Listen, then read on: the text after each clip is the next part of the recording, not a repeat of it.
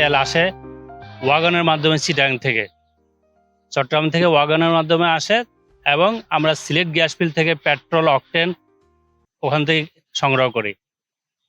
যদি কখনো মানে petrol octane Sylhet gas field থেকে মানে সংকলন না হয়, সেটা আমরা চট্টগ্রাম থেকেও পেট্রোল অকটেন কিছু সংগ্রহ করি।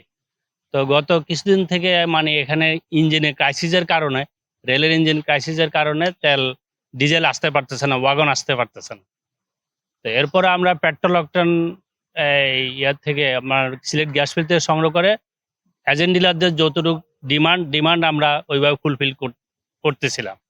কিন্তু মধ্যপ্রাচ্যে যুদ্ধ লাগার কারণে এখন একটু রেশনিং সিস্টেম চলতেছে। তারপরেও আগে থেকে গত বছর এই সময় যেভাবে তেল উত্তোলন করেছে ঠিক সেইভাবেই বর্তমানে দেওয়া হচ্ছে এবং 25% বেশিও দেওয়া হচ্ছে।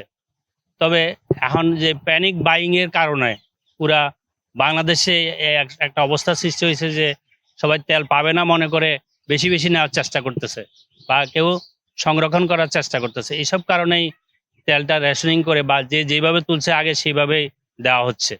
তো এর মধ্যে এখন তেল আজকে যেমন এখানে আমি 7,500 পেট্রোল ডেলিভারি দিয়েছি, তেল আমার এখানে এখন কম আছে। কিন্তু আমাদের এখানে পেট্রোল আমরা যেটা আসে সেটা দেয়, ডিজেল যেহেতু আসতে পারতেছে না চট্টগ্রাম থেকে রেলের ইঞ্জিন ক্রাইসিসের কারণে, একসময় মাসে 8 বার 10 বারও আসছে। বর্তমানে তেল ওই ইঞ্জিনের মিটার গেজে ইঞ্জিনের শর্টের কারণে তেল আসতে পারতেছে না। এখন ওই পার্বতীপুর থেকে সেটা আমরা মানে মেকআপ করার চেষ্টা করা হচ্ছে, পার্বতীপুর থেকে সেটা ডিজেল দেওয়া হচ্ছে।